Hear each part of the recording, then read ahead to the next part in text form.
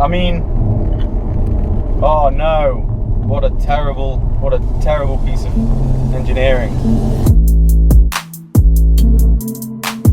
The first thing I hate about this car is efficient mode.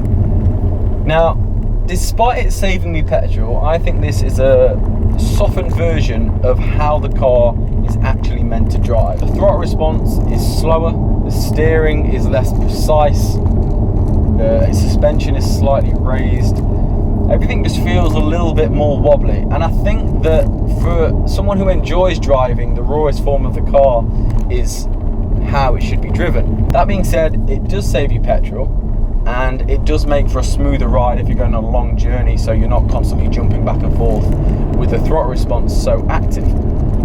However, when people get in this car for the first time, and if you know me or you're my friend or I trust you, you'll know that I'm not particularly precious. I will let people drive my cars. I encourage them to learn in dynamic, because if you learn in dynamic, everything after that feels softer. If I let you in this car, it sounds counterintuitive, I know. If I let you in this car and I say, put it in efficient, that'll be nice and soft. You learn in efficient, and then I say, okay, put it in dynamic. And then all of a sudden, you're like, whoa, Josh, why is this happening? Josh, help! Like, that's not what I want when you're driving my car and I'm in the passenger. I'm not a particularly good passenger. So I want you to be able to react to all the modes, but I encourage you to learn dynamic, because as I say, everything after that feels softer. Which ironically brings me on to the second thing I hate, which is the miles per gallon. And I know you have to take that with a pinch of salt. I've just told you I drive around everywhere in dynamic, and admittedly I'm an aggressive driver. I don't think a quick leased car lends itself to good MPG. But that's okay, it's not what I got the car for.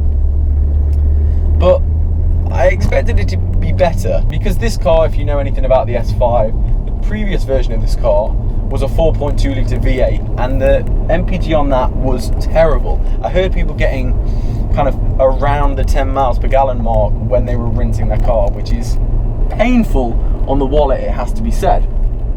This is slightly better, of course. Let me look at my long-term memory. Long-term memory 24.1 on the entire period I've owned this car. So not terrible, but not bad. It's got a 3 litre bi-turbo. It could be worse, it could be better.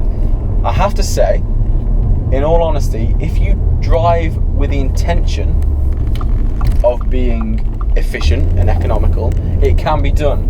Here's a little clip of me driving from Monaco to Lake Como.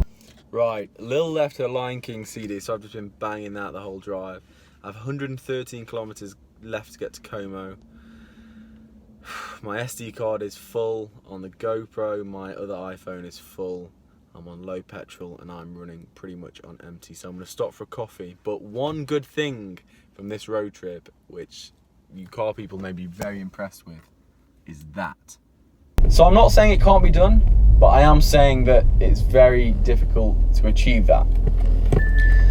Number 3, the third thing I hate about this car is this. You ready?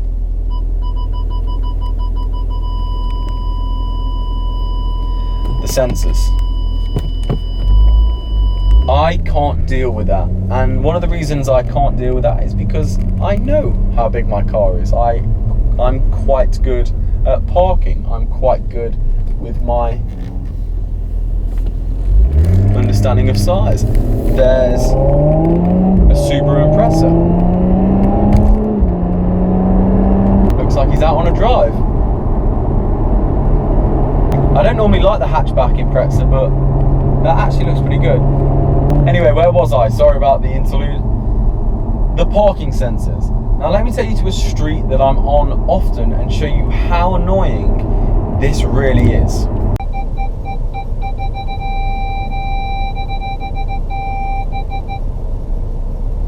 Number 4, the size. Now if you've seen this video, 5 things I love about the Audi S5, you'll know that this is somewhat of a contradiction. I talk about the practicality and how much I love it, but this car is nearly 5 meters long, it's nearly 2 meters wide. It's a beast, and while it feels fast and nimble and you can fit things in the boot, The same street that I have problem with the parking sensors, I also have to park on, which is not easy in a car this big. So at a push, that's something I don't like about this car. Let me just add as well that previous to this car, jump back 4 cars, my first car was a Peugeot 106, and you can practically park that forward like smart cars into spaces. It's that tiny. So having a car like that you were able to pretty much ditch anywhere to something like this is quite a shock to the system. Number 5. I don't have a 5. In fact, I've thought of something, but it's something I have to take blame for myself. The window tints. This car came with clear back windows, chrome on the front grille, chrome over the rear diffuser, and it looked quite nice, but I wanted it blacked out. Now, I pride myself, as you've probably seen in another video, on my ability to reverse. But let me go to a little dark area and show you the problem. Now really, this is quite a good example. It is 6:30 in the middle of UK summer. There is blue skies, the sun is beaming, and if you look out the back, I don't know if it's a good angle, it's difficult. It's not impossible, but at night it's impossible. This is showing you how bad it is in the day, and I have to use my mirrors, which I don't mind doing, but that is something that made the car less easy to drive, so I have to admit. Let's put that as number 5.